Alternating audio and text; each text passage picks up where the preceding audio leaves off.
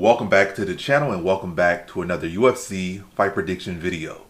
In this video, I'll be predicting the full card of fights for UFC 329, McGregor versus Holloway 2. So, yeah, without further ado, let's get to our first fight on the card. So, we scroll on down.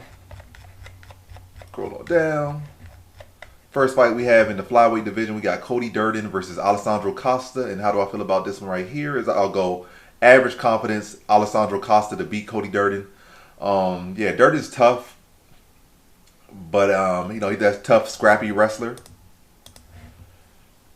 But Costa has like a 80% or 80% or higher takedown defense percentile.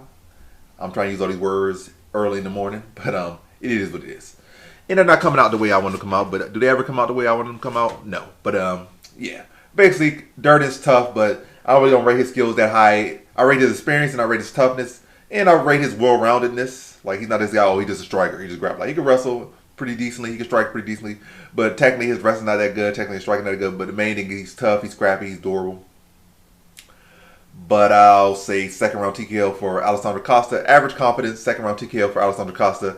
Again, Costa has solid takedown defense. He's the sharper striker, the heavier hitting striker. He has good enough conditioning that he could, battle for 15 minutes. He's not a guy that's going to come down and try to get a takedown submission. If you don't get in the first round, he's going to gas. He's not a guy that's going to come out if you don't get the first round knockout, he's going to gas. There's definitely a potential there, like, for that to happen. I'm not saying he just has Rob cardio or upper tier cardio. I think he has, decently above average cardio in conditioning. Not to say he has nothing phenomenal, so it could happen. But I think Costa should be able to address the wrestling, land the cleaner shots, land the heavier shots, break down Durden, maybe even start to attack the legs as well of Durden, break him down, and then stop him late in the second round. So, in this one, I have Alessandro Costa via second round TKO. Now to our next fight, we have in the middleweight division, we got Ryan Gondra versus Zach Reese. And how do I feel about this one right here? Is I'll go average confidence Ryan Gondra to beat Zach Reese. So yeah, Zach Reese hasn't been really looking the best, and his defense has never been the best. Like, he comes in with his chin high in the air. Ryan Gondra got a lot of power. Neither of these guys have particularly great cardio. So I'm looking at like a first round knockout. Like, and they're like, oh, Reese has, well, he probably has more experience in the UFC, so I'll give him that. So he has experience going rounds in that sense. But yeah, lack of defense and lack of durability.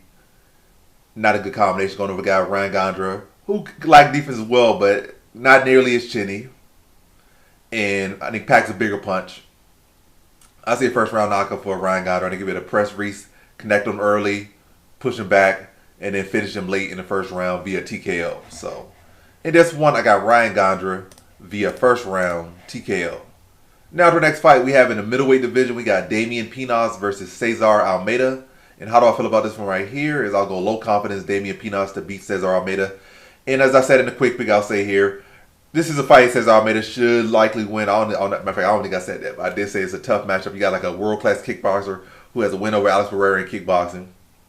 Fighting Pinas, who's still relatively green, but is has a much higher ceiling. But stylistically, he's like a striker versus striker. This Cesar Almeida has struck at a world-class kickboxing level, whereas Pinas has just struck at an MMA level, and even as an MMA level, a low-level MMA level. It's not like he's really fought any elite strikers at all. He has not.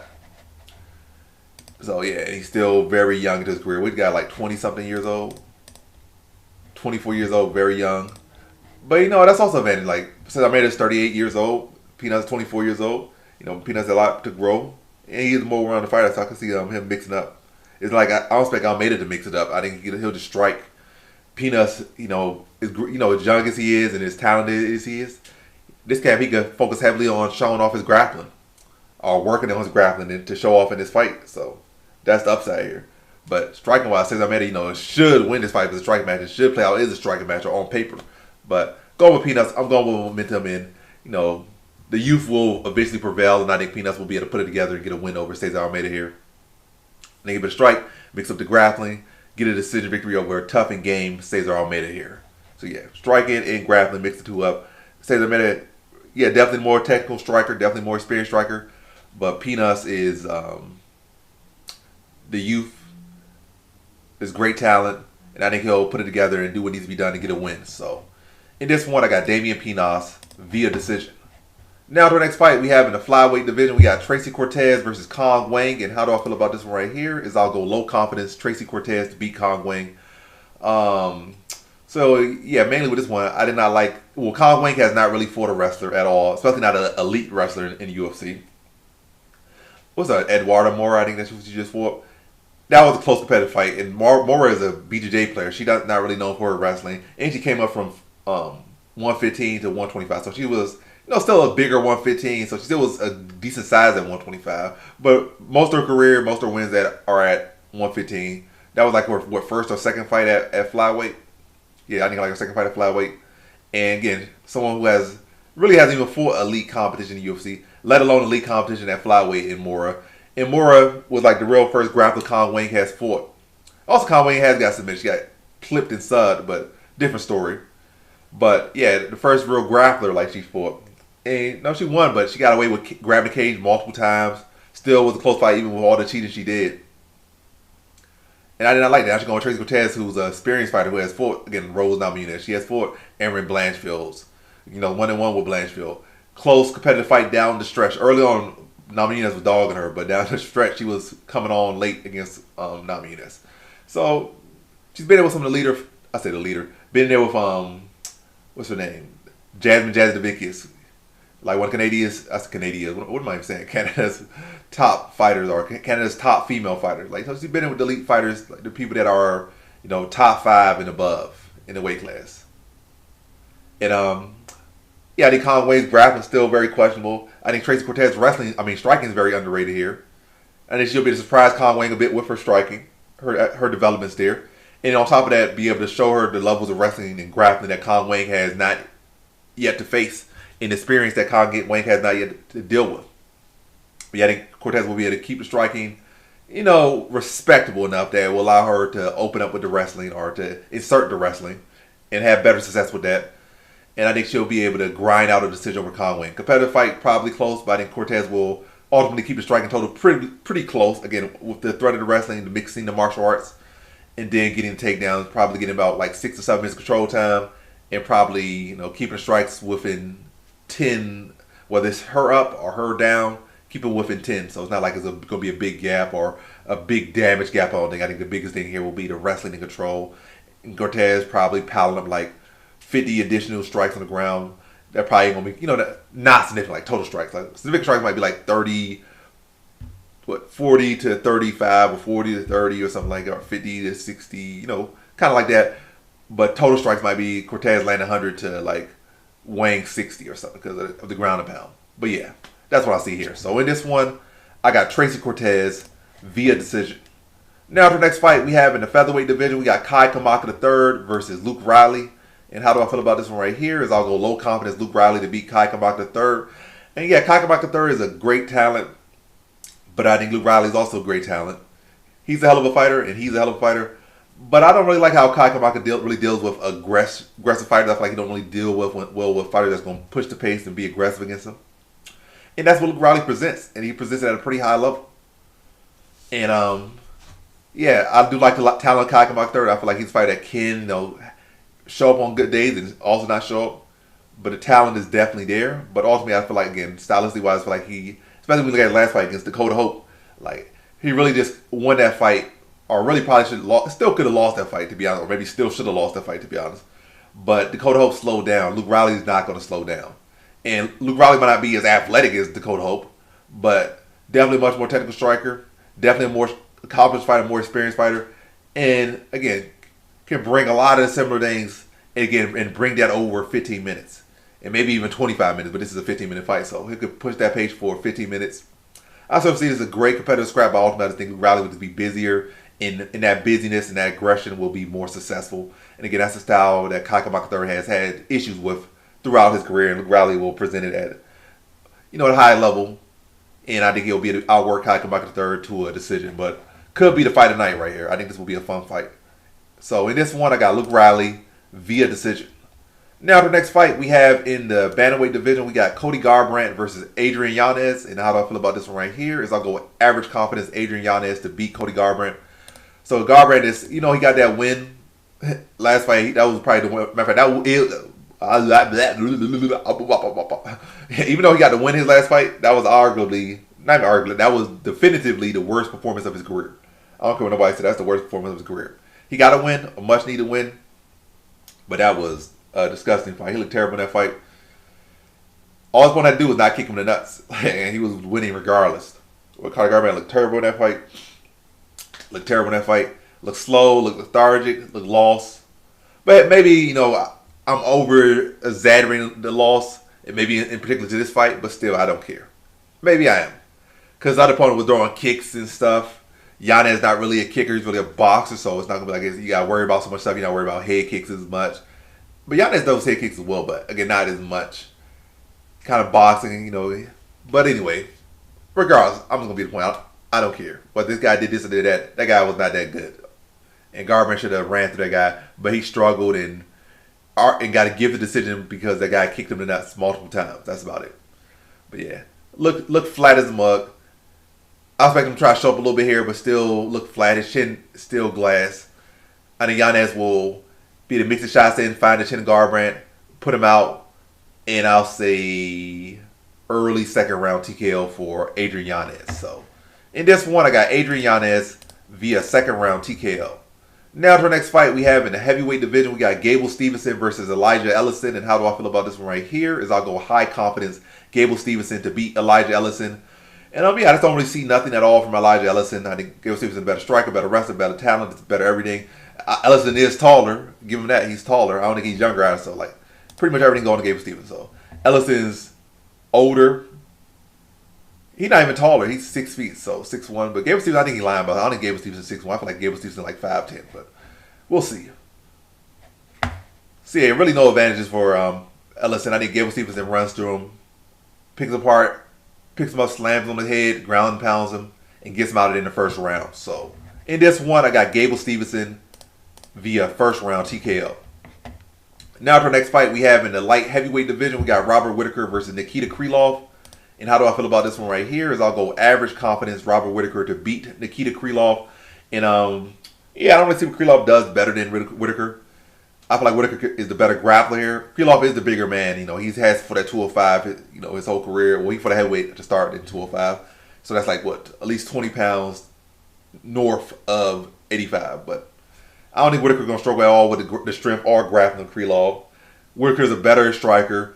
Krylov kind of had like this pseudo karate style as well. They both have like karate styles, like MMA karate styles. But Whitaker is much faster, much sharper. And that will actually mess up Krylov's style. Krylov likes to have a little speed advantage. He likes to be a little bit awkward. But when you're not going to be as awkward to a guy that's used to fighting guys much faster than you, fighting 20 pounds down. You try that awkwardness with a guy that's faster than you and sharper than you, you're just going to look sloppy to them. You know, like to the guys that's slower and around your weight class and whatnot, slower, heavier. This guy is so crafty, but the guy that's smaller than you, they come in there, used to fight these much faster, much more technical guys, 20 pounds lighter than you. Sometimes even less than that, and much quicker, much sharper, much more technical. And all that stuff. You're just gonna look like a drunk. Like we're gonna look like a drunk out there. Power gonna be different. He touches you like for that power. Oh, that's a light heavyweight power. That guy hits hard. So Whitaker got worried about that. But as far as the movement and the technique, Krylov gonna be looking like a sloppy drunk out there. I think Whitaker's gonna be too fast. To be hitting him at will, getting in, getting out, hitting with combinations. Probably a little respect early on, just fill him out early. But then once he started to get his range, his timing, and his reads on Krylov, I just think he started to really unload and just pick apart Krylov. And Krylov not really gonna have an answer. It's not like Krylov ever had a defense. Krylov's defense, his whole career, and to this point, still rely on his chin. At one point, he had an iron chin, but obviously, use your chin is your defense, your line of defense for 10 plus years. It goes away. So right now, his chin's not the best. He used this for so long, and he was known for such a good chin for so long. But eventually, that chin gave out on him, or for the most part, is not what he used to be. But yeah, I think Whitaker will be quicker, sharper to the point, break him down, and I think he TKOs him in the second round. Early to mid, second round TKO for Robert Whitaker. So in this one, I got Robert Whitaker via second round TKO.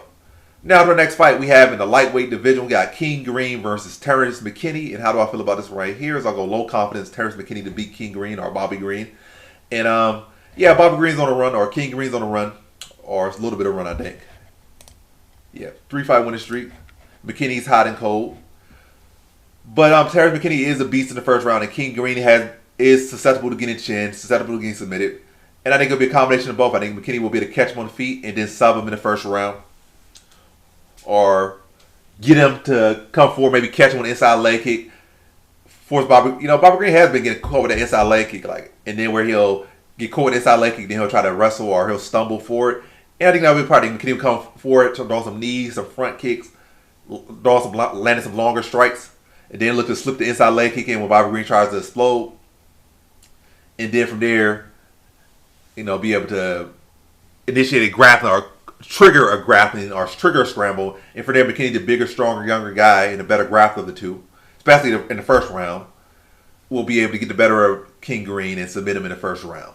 Again, whether he draws him and subs him or whether he kind of sets him up with the inside leg kick and gets into a grappling, either way, I feel like this fight will go to the ground and go to the ground on McKinney terms when he dictates, and he'll be able to capitalize and get Green out of there in the first round. So in this one, I got Terrence McKinney via first round submission. Now to our next fight, we have in the flyweight division, we got Brandon Royval versus Lonir Kavanaugh. And how do I feel about this one right here? I'll go low confidence Lonir Kavanaugh to beat Brandon Royval. Royval's offensive wrestling is terrible. His defensive striking is terrible. His technical striking offensively is terrible, but it's effective, very effective. But I think Lonir Kavanaugh's locked in right now. I think he'll be the true legs of Royval. Royval does not check leg kicks. Kavanagh in the last fight showed great kicks, great speed, great timing. Cardio must improve in that fight. That was a 5-round fight. Did not slow down at all. Now this is a 3-round fight. I think his cardio will be just as sharp, if not sharper. I don't think he stops Royval. I think he can definitely do it. But yeah, I think he'll do a good job of dissecting Royval. I think the first round and a half, he'll be gotta be a little bit respectful. But as fight goes on, I think he'll start to open up more, break Royval down. Probably a couple, at least probably one point where he'll be close to stopping Royval. But Royval probably start, baiting a little, spinning elbow, spinning stuff, and Kavanaugh probably back him a little bit. Or Royval try to, throw some stuff back, and Kavanaugh just being respectable of it. Not trying to, have another loss where somebody comes from behind on him. Just, again, just play smart, break Royval down, beat him to a clear decision, chop his leg down, being a much quicker, much more technical striker. Again, blasting the legs, blasting the body, slipping the kicks up top. Again, just breaking Royval down and beat him to a clear decision after 15 minutes. So, in this one, I got Lonir Kavanaugh via decision. Now, to the next fight we have in the bantamweight division, we got Corey Sandhagen versus Mario Bautista 2. And how do I feel about this one right here? Is I'll go low confidence Corey Sandhagen to beat Mario Bautista again. Bautista has made great improvements. If anything, he's made bigger improvements than Sandhagen. But Sandhagen had already beat him, so Sandhagen was already up here. But Bautista and Sandhagen improved some, but Bautista improved and kind of got here. So at first they were like here in the past. This is how they were in the past. Sandhagen went here. Bautista made leaps and proved 3 times over, but still with Sandhagen's improvement, he's still behind, but not nearly as much as they were before. But yeah, Bautista's improved. Very sharp fighter. But I still feel like Sandhagen still has the clear edge overall in this fight. I think he's still the clear better fighter overall. I think he'll be able to address the grappling Bautista if he wants to go to grappling. I think Sandhagen has the busier striking, the busier output, lands at a better clip. I think he has a sturdier chin of the two. And it's not like Bautista's a big puncher or a big finisher either. So Bautista wins by decisions. I think Sandhagen has the higher finishing upside in this fight. I think he sets the better pace. I think he's a more technical striker. And yeah. And I think grappling could relatively cancel out. So I think Sandhagen will be able to address the grappling. I think he'll be able to land the better strikes, push the better pace. And I think this will be a competitive fight, but I think it might be 1-1 going into the third. But Sandhagen will be the one pushing harder in the third round, mix up his shots better, then maybe getting a little sneaky little takedown in to ice the round and ice the fight and get a decision over Bautista. But yeah, I think Sandhagen, Bautista has improved a lot, but I still think he's just right behind Sandhagen. And overall, as a fight, I think Sandhagen has a clear edge overall. Experience, level of wins, pacing, etc. But yeah, I think it's a competitive fight, much more competitive than the first fight. But Sandhagen ultimately get his hand raised again and being one to be able to use that high level experience he has to push once again down the stretch to get a decision over Bautista in the rematch. So in this one, I got Corey Sandhagen via decision.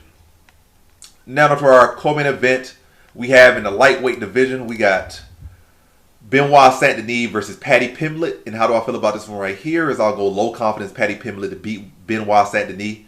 Yeah, these guys really are very similar in my opinion. I'm not gonna say they're the same exact fighter, but they have similar strength, similar weakness. Both of them don't have any defense. Both rely on their chin. Both are grapplers primarily. Both have spotty defense, spotty striking, but it sets up their grappling very well. Benoit is probably the physically stronger guy of the two. I think Pimblett pushes a better pace. I think Pimblett is a more technical striker, and I think he's a more technical grappler. I think Benoit is like, just really more strength based. But yeah, I think Paddy Pimblett will be able to push the better pace on the feet. Also, I think Pimblett has the better chin of the two. I think Benoit has the heavier hands of the two, but Pimblett has the better chin of the two. His chin is much sturdier. Both guys have a lot of heart. So both guys have a lot of heart. Both guys have little to no defense. Pimblett has the much better chin of the two. Benoit has more power of the two, and probably more strength. But yeah, I think Pimblett will be able to push a higher pace here. I think he'll be able to scramble better than Benoit Saint Denis. I think he'll be able to mix up his arsenal better, and I think he'll be motivated coming off that loss to Justin Gaethje in a fight that I felt like he was winning the large majority of the minutes. Gaethje was doing a good job of winning the moments, but Pimblett was definitely winning the large majority of the minutes. Even after getting dropped, he would get back up or go to the next round and start landing knees to the body, kicks to the body, uppercuts. He was like really out, and the stats reflect that too. He outlanded Gaethje. But yeah, you can't say, oh, if I didn't get knocked out, I would have won. If I didn't get dropped, you got dropped. So, and that was good for your lack of defense and lack of this, lack of that. But it was still much more competitive fight than people give credit for. And if anything, Pimblett was again winning the large majority of the minutes. Gaethje was losing. We'd be losing the whole round, getting picked apart. Then he'll land a big shot, and then the round will go to Gaethje. That's literally the whole fight. It was Gaethje just picking apart, walking down, dogging him. It was like, nah, Gaethje was getting beat up like a pinata. Then he'll land a big shot, and then he'll steal the round. That was it. So yeah, Paddy Pimblett, I think he'll be motivated by that fight, motivated by that fight, motivated by Gaethje winning the belt, motivated how Gaethje beat the Poirier coming here. A lot of scrambles here, but Pimblett ultimately pushing up the higher pace, landing the shots, mixing it up, and I think he beats Benoit Saint Denis by decision here. But competitive scrap, mirror match of sorts, but Paddy Pimblett, I just think the better version here, and the guy ultimately be able to outwork and out-scramble, outland Saint Denis to a decision here. So in this one, I got Paddy Pimblett via decision. Now to our main event, we have in the welterweight division, we got Conor McGregor versus Max Holloway 2.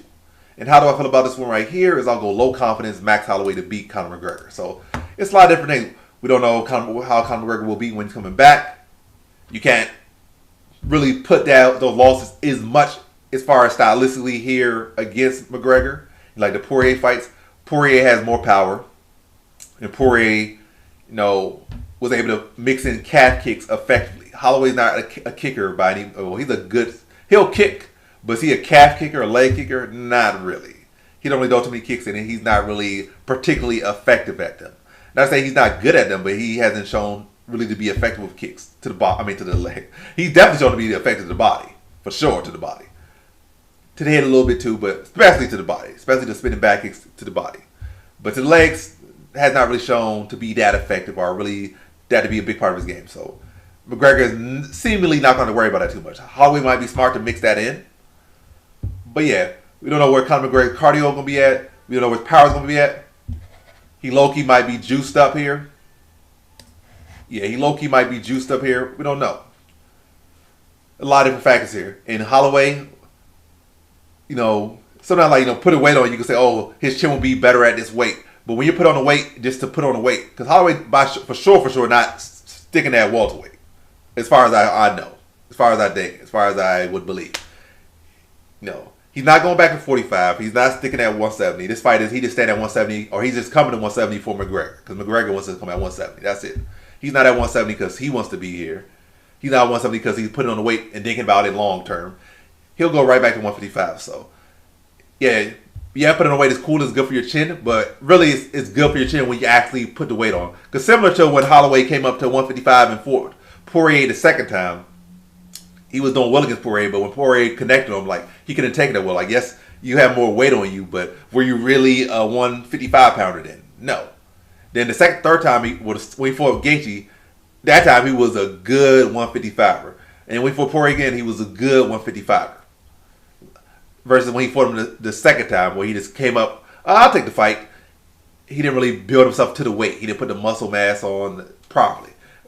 And this time, he's gonna look a little chunky here, a little extra meat. He's not gonna be in that shape. And a lot of times, like, you put on that weight, you're not in shape. And some part of taking punches and recovering well is not just having weight on you. It's about having that weight on you right and being in shape. Like, you've been in your top shapes. Like 55, even at 45 in shape and 55 in shape. Being in shape is good for your chin. Even better than just being more mass, because when you're in shape, your body's able to recover better. Like, you're in phenomenal shape. I can recover better. Your body just snaps back quick because you're in shape. Like, you see these guys get knocked out cold. They be all the way in Twilight Zone. The next thing you know, they get some smelling salts. They let their belly rub. They up like they just got knocked out. Versus somebody that wasn't like that. Just a regular person on the street get dropped like that. They might be in the hospital, like literally hospital, ER, after getting knocked out like that. But these other guys, because they're in such a good shape, or the other guy, they'll get knocked down, be seemingly out cold, and just pop back up when that back touches the ground, or the head touches the ground, bounce off the canvas, and they'll be back up to fight 15 more minutes. Like, that's when, because you're in shape. But you're not in shape, you don't recover as well, you don't take shots as well. So it's a lot of different factors here. It's not like he's at 155, it might be a different story. 145, definitely a different story. But 170, we don't know too much. A lot of X factors, a lot of question marks here. But yeah, again, going Holloway here, I yapped a lot about this. But ultimately, I don't think Conor McGregor's cardio has ever been that. I don't feel like his cardio has ever been that phenomenal. Holloway has been busy. He has been fighting at a high level. Fighting Poirier, fighting Gaethje, fighting Oliver. Nothing but elite competition. Fighting Volkanovski, fighting Topuria. McGregor been inactive. He's fought like one time or two times, like in the past 5-6 years. In like the past 3 years, I think he fought like once, if even that. So, had not been active. I definitely think he hasn't fought at least 2 years. Holloway's been active every year. Conor McGregor, his power will be definitely present and his strength will be present early. But I think Holloway's chin will still be sturdy, will be able to survive and weather what it needs to weather, if it needs to weather that. Through the first round and a half, Holloway looking to mix shots to the body, spinning back kick to the body, probably mixing some leg kicks just, to mix those in. Drag McGregor to the deep end, box with him, and then as the fight goes on, start to work the body more with his hands, start to let his boxing go more as the fight goes on. Footwork, sure, as well. He's not going to just be flat-footed, standing there in front of McGregor. He's going to be on his bike, just as he was against Gaethje, just as he was against Poirier. And again, on his bike, mixing shots in. McGregor gets too aggressive, going to land that spinning back kick to the body. Going to take heavily out the tank of McGregor. Again, drag him to the deep end. And then I think he stops McGregor in the third round via TKO. Like, drag him deep in. This fight goes on to pick up the pace. Then he starts to walk McGregor down as the fight goes on. Or start again. McGregor probably try to stalk early. When he started to eat a couple of spinning back kicks, fights to go a little bit past, start to go past that 1.5 mark. I'll start to see McGregor probably mouth breathe a little bit. Start to be exhausted. And then from there, Holloway will start to unleash his own offense even more. And ultimately start to downhill effect for McGregor and puts McGregor away mid to late third round via TKO. So, in this one, I got Max Holloway via third round TKO. And so that concludes my fight predictions for the full card of fights for UFC 329, McGregor versus Holloway 2. And as always, thanks for watching. Peace.